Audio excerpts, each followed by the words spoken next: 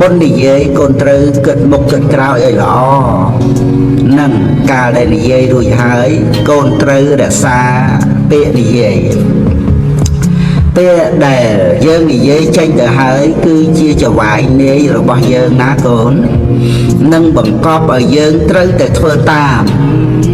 ដូចជាទទួលពាក្យអ្វីពីអ្នកដទៃគឺត្រូវធ្វើឲ្យបានទៅតាមសន្យា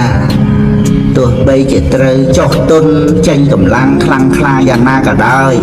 រហូតដល់ទៅត្រូវស្លាប់ក៏ត្រូវព្រមដែរដើម្បីរក្សាសម្ដី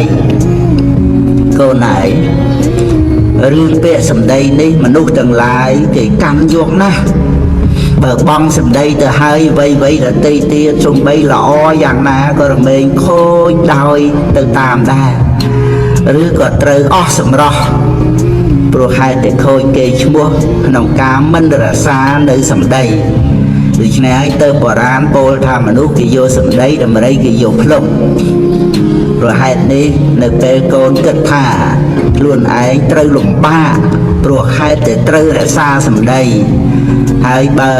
កូនមិនចង់លំបាកគឺកូនកុំចេះទៅទទួលពាក្យគេដោយងាយនោះត្រូវពិចារណាឲ្យល្អជាមុនថា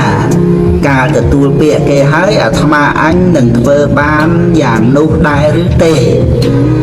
គឺត្រូវគិតឲ្យល្អិតល្អន់ស្រួលបួលជាមុនសិននោះយើងបើរក្សាពាក្យសម្ដីខ្លួនឯងទុកមិនបានទៅហើយតើអាចរក្សាអ្វីបានទៅព្រោះអំបាលពាក្យសម្ដីជាសម្បត្តិមានតម្លៃក្នុងខ្លួនរក្សាមិនបានផងចំណងបើរបស់ដតីក្រៅខ្លួនធ្វើដូចម្ដេចនឹងរក្សាបានដូច្នេះ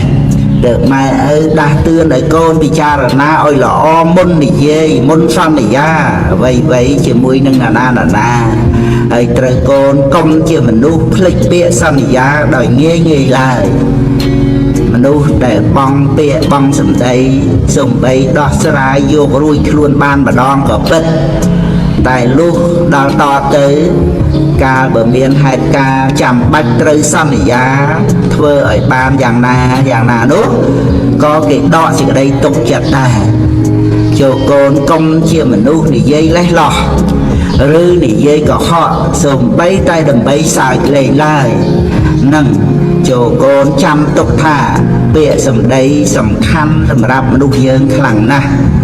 ចូលកូនចាំពាក្យខាងក្រោមនេះពាក្យសម្ដីជាការងារដ៏ធំបណ្ឌិតរមែងរក្សាសច្ចៈនិយាយតិចតែបានការប្រសើរជាងនិយាយច្រើនឥតប្រយោជន៍មិនមែនបណ្ឌិតព្រោះហេតុតែនិយាយច្រើនទេគុណធម៌មិនមែននៅនឹងអណ្ដាតទេគឺស្ថិតនៅតែក្នុងចិត្តប៉ុណ្ណោះ